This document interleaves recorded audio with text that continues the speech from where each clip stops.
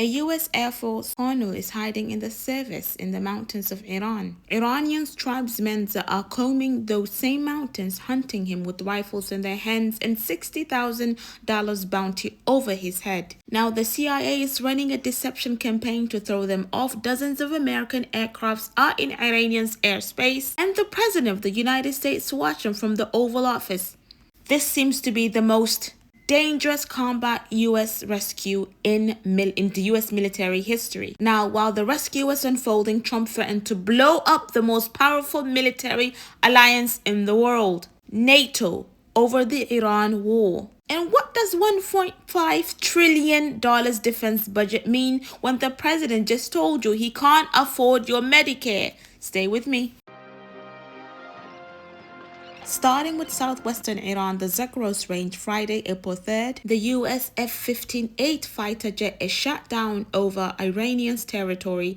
The pilot ejects and is rescued within hours, but the weapons system officer colonel lands in hostile terrain and goes dark. The IRGC cordons off the entire region. Iranian state television tells local residents to find the Americans and turn them in. People form search parties. Armed nomadic tribesmen fan out across the mountains for over 24 hours. Neither Iran nor the U.S. knows exactly where he is or was. Then the CIA moves. According to a senior administration officer speaking to Axios and PBS, the agency launched a full disinformation campaign, spreading word inside Iran that the colonel had already been found and was being moved by ground transport. Confusion created a window using that official describes only as unique capabilities. The CIA located him hiding in crevice and sent him coordinates to the Pentagon and the White House. Trump ordered the rescue. Dozens of aircrafts went in. U.S. forces dropped bombs on Iranian convoys closing in on his position. There was, according to reports from Al Jazeera and PBS, a heavy firefight.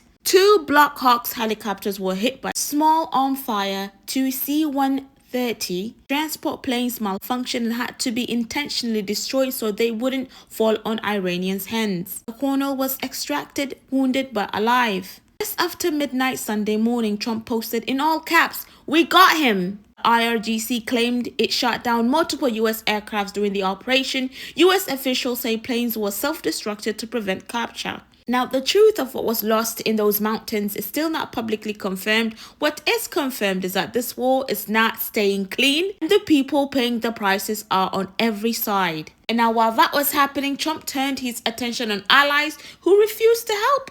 This week, Trump told Britain's Telegraph newspaper he was, quote, beyond reconsidering U.S. membership in NATO. Since the war began on February 28th, the U.S. has asked its NATO allies to help opening the Strait of Hormuz. Every major European power said no. Spain closed its airspace to U.S. military planes entirely. Italy denied U.S. bombers landing rights in Sicily. France blocked U.S. warplanes from its airplanes and bases. Poland refused to redirect its Patriot missiles systems to the Middle East.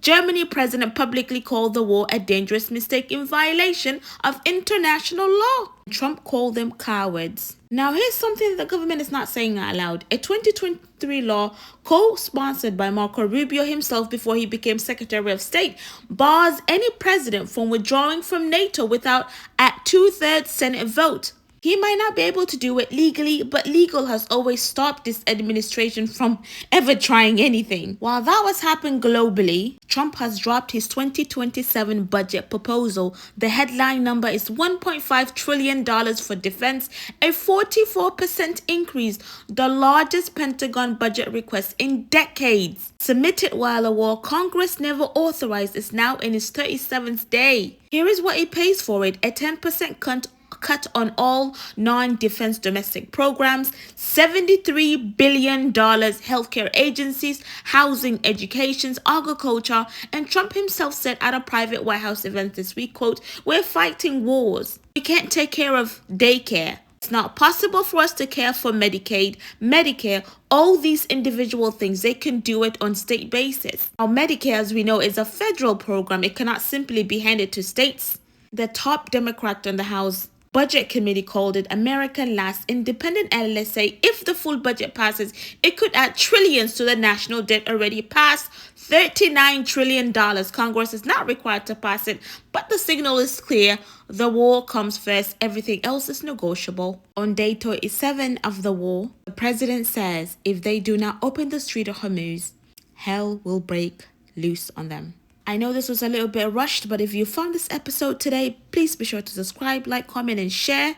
I leave you all in the care of Allah subhanahu wa ta'ala. Assalamu alaikum wa rahmatullahi wa barakatuh. Fi amanillah.